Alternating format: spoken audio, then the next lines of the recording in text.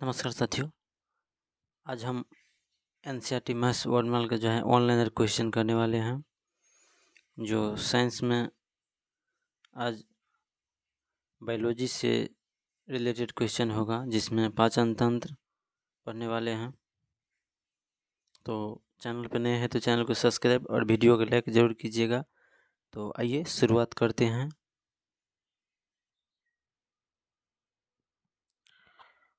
लार जो है किसके पाचन में सहायक होता है?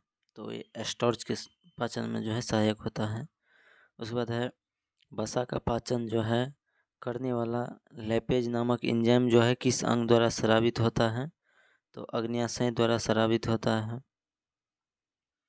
उसके बाद है लैपेज द्वारा वसा के जलीय अपघटक के पश्चात क्या प्राप्त होता है?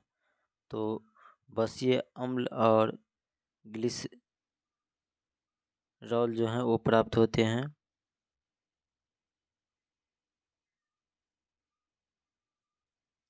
उसके बाद है कौन सा पाचन हार्मोन छोटी आंत से स्रावित होता है?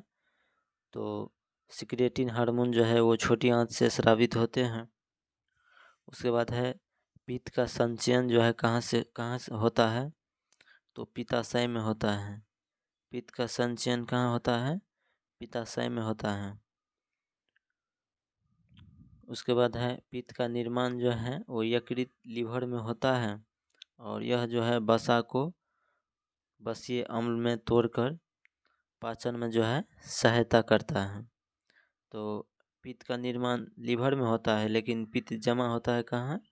पित्ताशय में। तो ध्यान में रखिएगा।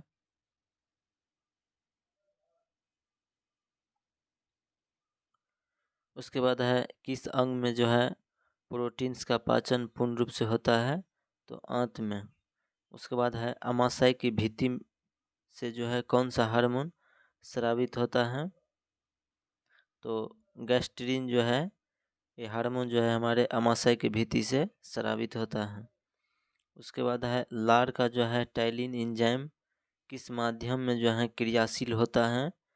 तो ये हल्के अम्लीय माध्यम में क्रियाशील होते हैं। किस माध्यम में होते हैं?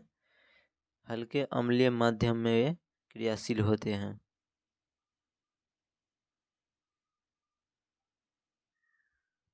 उसके बाद है अमाशय की दीवार को पेशीय संकुंचन को हम क्या कहते हैं? तो कर्मांकुंचन कहते हैं। क्या कहते हैं?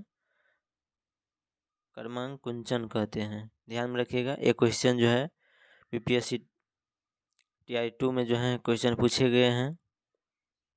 उसके बाद है पाचन तंत्र के किस रस में कोलेस्ट्रॉल पाया जाता है? तो पित्त में। किस में? पित्त में कोलेस्ट्रॉल पाया जाता है।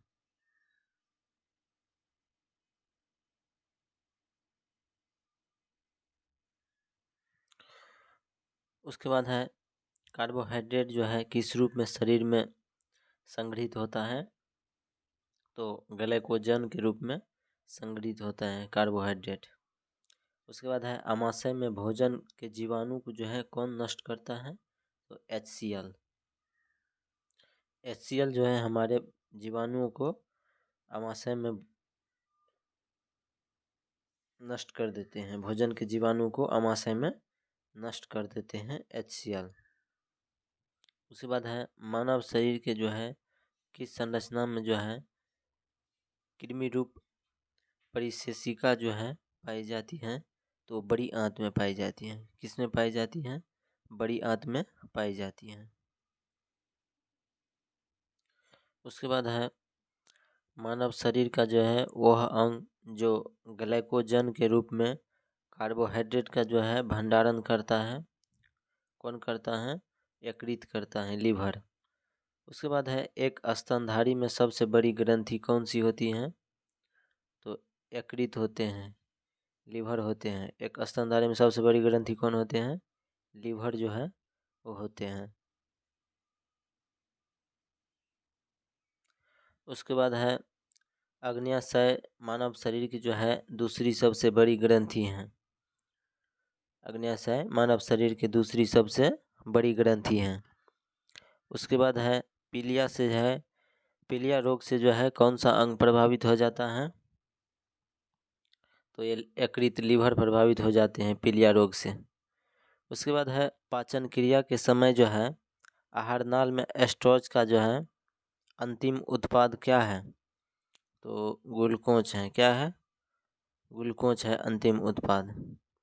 उसके बाद है कॉड या मछली के यकृत तेल में जो है कौन सा विटामिन प्रचुर मात्रा में पाया जाता है? तो विटामिन ए जो है प्रचुर मात्रा में पाया जाता है।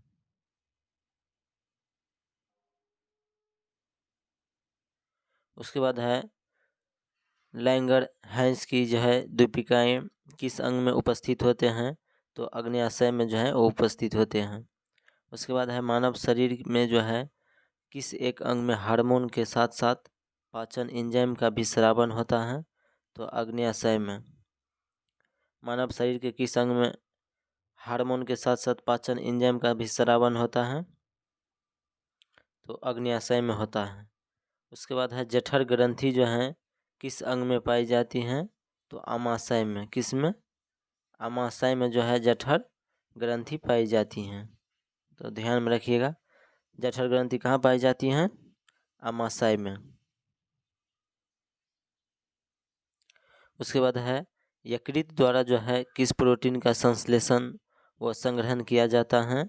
तो फाइब्रिनोजेन एवं प्रोथ्रोम्बिन का जो है संश्लेषण और संग्रहण किया जाता है लीवर के द्वारा। उसके बाद है यकृत में उपस्थिति कौन सा पदार्थ मानव शरीर के में जो है रक्त को जमने से रोकता है? तो ये हिपैरिन जो है वो रक्त के जमने से रोकता है। उसके बाद है लंबे समय तक जो है उपवास रखने का जो है सर्वाधिक प्रभाव शरीर पर किस अंग में पड़ता है? तो ये वृक्क किडनी पे पड़ता है। किस पे पड़ता है? किडनी पे पड़ता है। उसके बाद है मानव शरीर में जो है छोटी आंत